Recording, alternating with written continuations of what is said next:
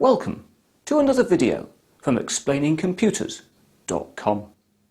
This time I'm going to talk about the handling and storage of large quantities of data, or what is sometimes now known as data wrangling.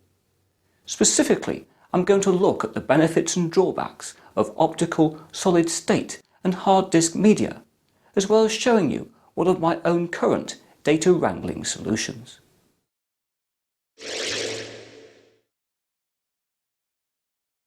For many years, floppy disks were most people's only option for data transfer and backup. As storage requirements rose, several companies then made high-capacity alternatives, such as Amiga with its zip and jazz drives.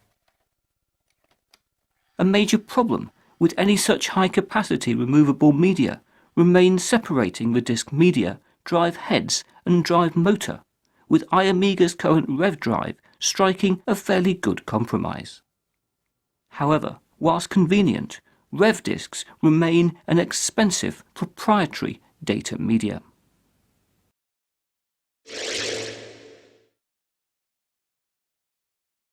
Optical disks offer an alternative storage solution.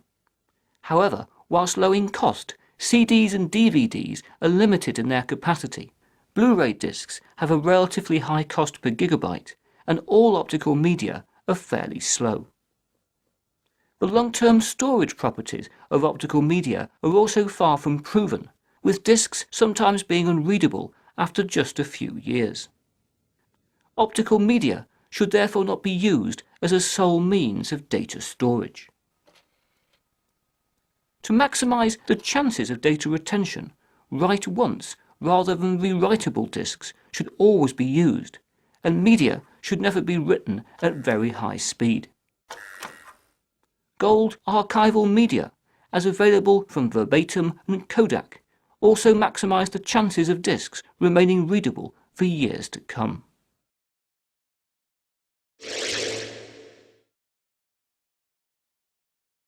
Speed and capacity improvements are starting to make flash media an option for large-scale data storage and transfer.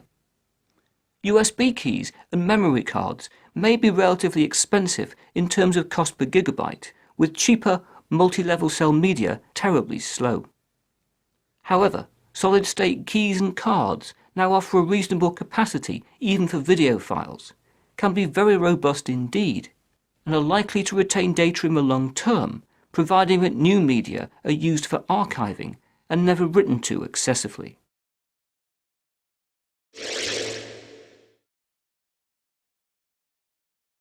Hard disks remain the best choice for serious data wrangling due to their high speed, low cost per gigabyte and durability if treated well. External hard drives that connect via USB or FireWire are excellent all-round storage devices, with my own preferred drives being the D2 Quadra range from Lacey. When many gigabytes of data are being moved around, external hard drives should ideally be connected via eSATA for far faster data transfers than over USB.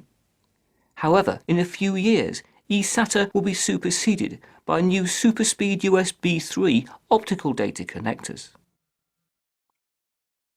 Whilst external hard drives are good for routine backup, they are somewhat cumbersome for those wrangling tens of terabytes of data, and not really the high-capacity alternative to a floppy disk. For this reason, some people now handle large quantities of data on bare hard disks connected as required. However, this is hardly ideal, as both drives and connectors can become damaged. Removable hard drive caddies offer one potential solution. My current personal preference is to store data on Western Digital Scorpio Black 2.5-inch drives, housed in the InfoSafe enclosures made by StarTech. The Scorpio Blacks are an enterprise-class hard drive with a 5-year guarantee and are fairly well protected in the InfoSafe enclosures. They then slot into an InfoSafe drive bay to connect via internal SATA. Alternatively, the units can also be connected directly to any computer via eSATA or USB. This setup therefore enables flexible, high-speed data transfers from encased hard drives on multiple media that remain non-proprietary.